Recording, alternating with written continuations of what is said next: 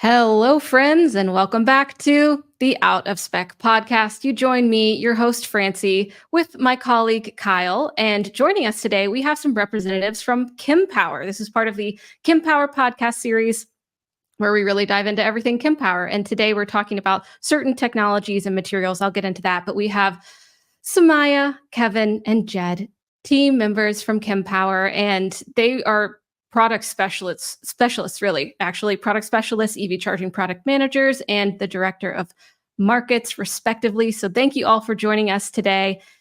And for coming back onto the podcast, Jed, everyone's going to know you. You're on basically every Kempower podcast, but Kevin and Somia, thank you for joining us. No need to apologize. It's great. You have a great Southern accent as well. So today, like I mentioned, we're talking about a specific technology that Kempower has integrated into their hardware, including, your design layout in general, but also the use of silicon carbide in your chargers. And I would love Kyle to kind of tee it up to set the tone for this, because personally, I'm not an expert in this and I want to know more. And Kyle, tell us kind of the goals for us and our audience in this episode of the Kempower series. Right. Well, we choose companies to partner with that ultimately, yes. There's mutual beneficial. They can advertise some of their products. We can share them, but I like to learn. And so Kempower, of course, is literally the leader in reliable DC fast charging for electric vehicles, whether it's fleet or customer usage. And I've been a hardcore user every time I'm over in Europe, and especially up in the Nordic countries. I'm finding all the Kempower stations and having a good time charging. But those have all been on the Gen 1 power conversion system, which now, as of, I think, not very long, a couple weeks at the most, there is now announcement of a Gen 2 silicon carbide sort of power module, I think is how Kempower says it, but basically an AC to DC rectification charger. A lot of you guys will know from watching Out of Spec reviews, when we open up chargers, each company has a different approach as to how to do this. We've seen like companies like Tritium do a DC microgrid, which has a lot of stuff in it. We've seen superchargers like the version 2s literally using the car's onboard chargers stacked in a row. And so there's so many different approaches to this, but something that's relatively new in the charging space is the use of silicon carbide rather than just silicon IGBTs. And this is also not just for charging. Even inverters and electric motors for vehicles are starting to switch and be upgraded. And in general, my understanding is silicon carbide is more expensive, but you have less switching losses. You can switch faster. And you have, of course, because of the losses, less heat that you need to manage, which should lead to increased cycle life and durability and longevity, things that Kempower's already been known for. So I guess I'll leave it open here, but I just want to learn more or less about silicon carbide in charging. This is why I love doing these shows, because this is where everyone gets to learn along with me. So Jed, Kevin, Somia, welcome. Francie will ask a bunch of questions. I'll ask a bunch of questions, but can't thank you enough for the time. Yes. So why don't I take kind of the high level, and then I'll let the smart people dive into the details. But so Kyle, you're right. We did just announce a new power module for us. We're calling it the version 2, the V2 power module. And so if you kind of look over Kevin's right shoulder there, you can see one of our cabinets. And inside that cabinet would be our current power module. And what we've done is we've taken the same footprint, developed a new power module utilizing silicon carbide technology.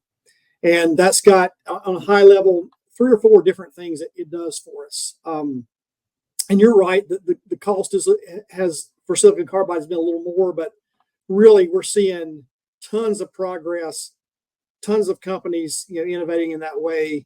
And that's the way the world's going to work. It's just one more advance in EV technology. And so for us, it does, like I said, a few things. It increases, obviously, the efficiency in the unit. So what comes in as AC, more of that goes out as DC.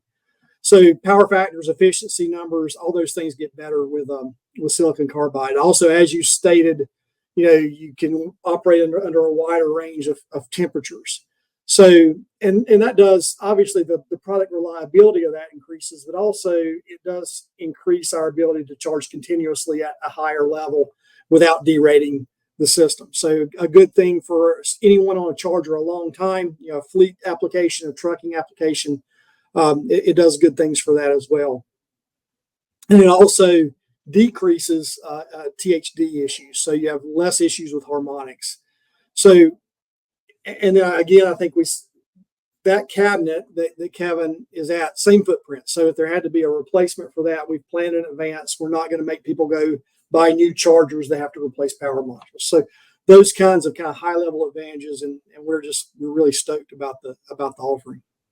Yeah, that sounds pretty damn good to me. I mean, that speaking my language, I like all of that. I think maybe if we've of course done a series on Kempower, and this is one of the many series, but I'm sure there will be some viewers who might just be tuning into this episode. Somia, maybe you could just walk us through briefly the products that you offer, the split system with, obviously you have dual output. You can do CCS1, CCS2, CHAdeMO, J3400 NACS. You have a bunch of options.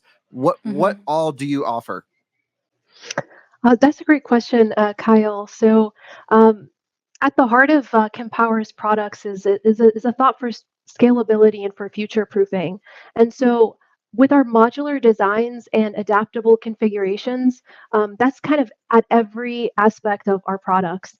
And basically, our system revolves around primarily the power unit, the power cabinet. And with its add-on power modules, it serves as a centralized power bank, essentially, converting and distributing power to a range of dispensers that interface directly with the EV. And I want to talk a little bit about the decentralized architecture of the satellite dispensers in particular, because that particular dispenser provides multiple access points for simultaneous and dynamic charging that can easily scale up as the site expands. And so you can add more when you need more. And that's what's really great about our products. The number of the power modules that you have, cabinets, dispensers, and the target power output can be configured in each of our products to adapt to each site's unique charging needs, essentially providing flexibility for our customers. Yeah, from my perspective, it really seems to be like the most wide array of options. And, you can start small, small scale, get a grid connection upgrade, boom, go up to 600 kilowatts if you want to go crazy and, really, really go crazy there. From your perspective, is there much benefit to the silicon carbide in terms of costs of running the charger or maintenance needs, or what does that actually look like from the overall life cycle of the product? So great question. EV drivers can benefit tremendously from this next generation charging platform with silicon carbide technology for really two main reasons as I see them. Shorter charging times and increased power efficiency. So by integrating silicon carbide technology in our power modules, our system can maintain maximum charging power for a longer period of time. Now, Jed touched on this with the lower derating. And this allows essentially drivers to spend less time waiting for their vehicles to charge and more time on the road, especially in peak demand on hot days. Silicon carbide basically enables our next generation charging platform to better support to better support all drivers, but particularly medium duty and large vehicles, basically effectively broadening the range of EV fleet applications. So we're really excited about that. Yeah, Well, I think that's I a like really sorry, Francie, go ahead. it's a really interesting part of this as well, is that, a lot of the fast charging we talk about is for the passenger vehicles, but we have a lot of fleet electrification going on. We have national efforts as well, with like the USPS finally going electric, and of course, large companies that are integrating electric delivery trucks and delivery vans. So I think, would you speak a little bit more to the benefits of your design, even outside of silicon carbide, to the fleet application as well, which is really important also if we're thinking about taking down emissions and efficiency? Well, I appreciate you directing this question to me, but really the expert on trucking would be Jed. So I'd like to forward that question to Jed, if you could tell us a little more about the needs of truck drivers when it comes to fleet charging. Perfect. Yes, so Kevin and I will tag team this one. How about that? So, my background, I did come from the trucking industry, and so I think that where our system really shines is that it's really the same for cars as trucks, is just used in a little different way. So if you had a depot-based charging structure, you could really maximize the use of that. Let's say you've got a route that's 100 miles and you've got a route that's 50 miles. When those trucks are plugged up, when the 50-mile truck is done, we can shift that power to the 100-mile truck. And so that means you can maximize the system. Instead of just putting a bunch of chargers with the same kilowatt rating through the list, you can say, how many total kilowatts am I going to need tonight? And then the system is smart enough to go on. And Kevin, I'll let you take any other advantages you've seen with fleets as well. Sure. So with our satellite system, so our dispensers are what we call satellites. And these satellites have a very small footprint, just really 1 square foot for the base itself. So it's almost comparable to an AC charger on a pedestal, if you want to think about it that way. When you have depot fleets that have vehicles parked very closely together, it allows us to have satellites between these vehicles so that you can charge the fleet vehicle that needs to be charging overnight. So it really allows us to provide more ports within the charging depot, and also be able to fit in the space that's available for them. So Kevin, you obviously are pretty much responsible for all of the charging products, especially for our market. So in terms of, just to keep the nerding out on silicon carbide, you had to have a backwards compatible system. For our market, that's not so much a big of a deal because most systems going forwards will just be the new silicon carbide, rectifiers in there. Is there a way for a user to know, like, is there a marking that's like, oh, this one's got the new Gen 2 modules in there? I want, I don't know. Is that people shouldn't care or no, but is there a way that users can spot them? And B, what was the research and development time like? Did that purposely coincide with the launch in North America? What's your thought process there? Because we do get some crazy hot weather, especially in the South. It's really good timing for launching here in North America, like you said, with the wide range of temperatures, especially in the South in the United States. The timeline for development actually was over a 2-year project to work on this. So it's been something that's been worked on for a long period of time. Ultimately, it's in terms of identification to the average user that's using the system, they won't be able to tell either way. And honestly, the performance experience, I would say, is fairly similar for the average EV driver, since our system's able to distribute power to the vehicle that needs it the most at any given time. So it's pretty transparent. If you're a service tech, then you would notice a part number difference on the power modules. And that would probably be the main way to tell. But otherwise, form factor is the same, and it will look very similar. And in terms of servicing, how much more longevity, or is it projected to be roughly the same service life? What does that actually look like? Sure. So our current system is built on a very robust technology that our parent company, of which Kempower was founded, Kempe, had been using for a long period of time. So it's very mature technology in our current power modules that has a lot of tried and tested technology in it, if you will.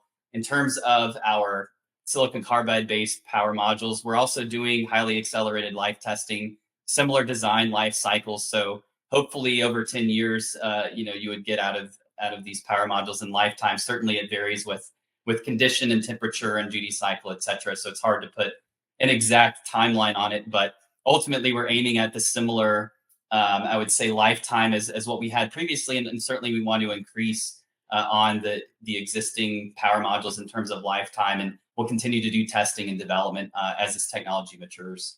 Yeah, and I remember I was having a conversation, I can't remember if it was on a previous podcast or not, but with Tomi, your CEO in Finland, and he was like, well, for longevity, we don't spin up the same cycle of power modules every time. It might, fire up module 20 on the first go and then module 3 on the next time. I'm just making up numbers, but so that the cycle is spread across the entire system, so you don't have hot spots, you don't have, a one that's just always cranking every single session. So pretty cool from my side. And yeah, I mean, honestly, I can't wait to charge on one of these things. This will be cool. Is it quieter by any chance? Because they're already pretty dead quiet.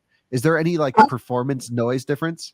I have not seen that testing. I'm sure we've done it. I was going to say that if the one thing you could do is when you go charge, you can't open the door because you won't have a key. But if you could open that door that's right over Kevin's right shoulder or the power cabinet, you would see a V2. So that's the that's the marketing Cool. we've done. But ultimately everything.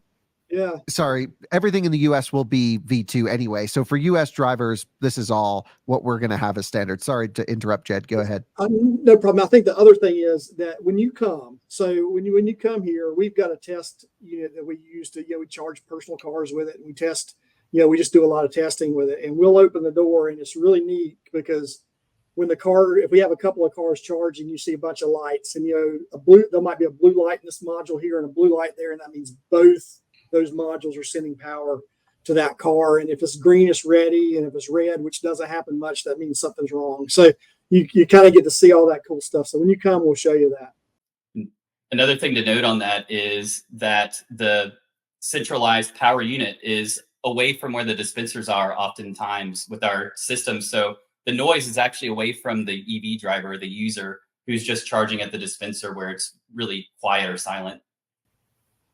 I can't wait to use one of these, because that is some experiences that you're sitting next to a big buzzing charger, let alone, the reliability or charging speeds that you're getting all affecting your experience. So there's a lot of things to think about when it comes to the fact that we have not optimized the design of our charging infrastructure in the US, and how I'm eager for other companies like Kempower to come in and begin to mix it up a little bit. And of course, Kyle has raved about it. So I trust Kyle's opinion. So that's pretty great. And then of course I have to think, this is DC fast charging, and the issues in reliability have been such a topic of conversation, rightfully so. It hasn't been the most graceful transition to electric in North America, especially considering the charging experience that most people have had. And I'm, like I said, excited for this kind of reliability, proven reliability, to come in on the market. And I'd love to know a little bit. In other podcasts, we also speak to NEVI and how this has really opened it up for you to come into North America and take advantage of that kind of federal funding. And there's also federal funding that incentivizes folks to buy EVs. But what role do you see Kempower playing in the positivity and thereby further EV adoption in North America? Why don't you take that one? Sure. So I'll just start from the NEVI perspective. Certainly there are requirements that we have to meet in order to have a minimum amount of power that's available, a minimum 600 kilowatts per charging site, 150 kilowatts per port. So with our design, we have the ability to do that. Another advantage, I think, as Kyle mentioned, the ability for us to manage the duty cycle on power modules so that we're not always using the same power modules. Things like software controlled features help us to optimize the lifetime of our systems. And that also contributes to the availability requirement for NEVI, which there's a 97% requirement there. So I think with both the modularity of our system that can provide redundancy. So if you lost a power module, you could still charge vehicles on the charging site, as well as things like that software controlled duty cycling and other features. We're able to help really support that availability that's required for NEVI and really for a better charging experience in North America. That's all we can hope for, right? And Kyle, I just would like your perspective a little bit too. You've seen a lot of different technologies adopted and tried, and perhaps, some switcheroos here and there, but the way that Kempower is going here, what does it make you think? I know that obviously you're a fan of Kempower, but with this specific material usage and design, what's your I like the ultimate flexibility is what I care about. For fleets, especially, this is like almost a no-brainer option, especially because the only other options out there would be to go for a standalone 25 or 50 kilowatt all-in-one situation where you're going to have a ton of power rectification that's unused. So you're basically spending a lot of money for a lot of charging power that is maybe going to be used sometime, but I'd rather spend less money on charging power that can be utilized all the time. So I love the fleet application. I love the whole split system idea. I look, there's still a use case for all-in-ones. I'm not against all-in-ones. I love all-in-ones. They make a lot of sense for certain types of installs, especially like what we're doing at our office. All-in-ones make a lot of sense. But if you really are going to go and build a ground-up site, and you want to get the most bang for your buck in terms of power conversion, or maybe even kilowatt of dispensed power per dollar of charging installed, this makes the most sense. This is the way to do it. And I really love the ability to shift power around. Kempower software, second to none. We've done a whole podcast on digging into the back end systems that are just like nerd level 9,000. So awesome. And now you add in the increased temperature range, the increased longevity of silicon carbide in the rectifiers. Just, yeah, pretty excited for it. I want to put one at the office, but we don't really have the room to put a split system in. We might have to make the room though, just to get this thing installed. So we're going to work on that.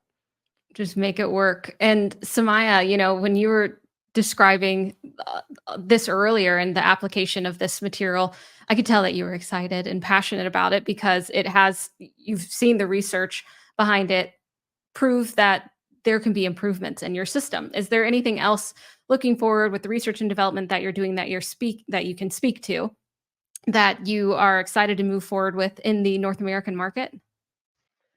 Well, thank you, Francie. I also want to mention to Kyle, we also have the all-in-one standalone system with the station charter and the movable. So we got something for everybody.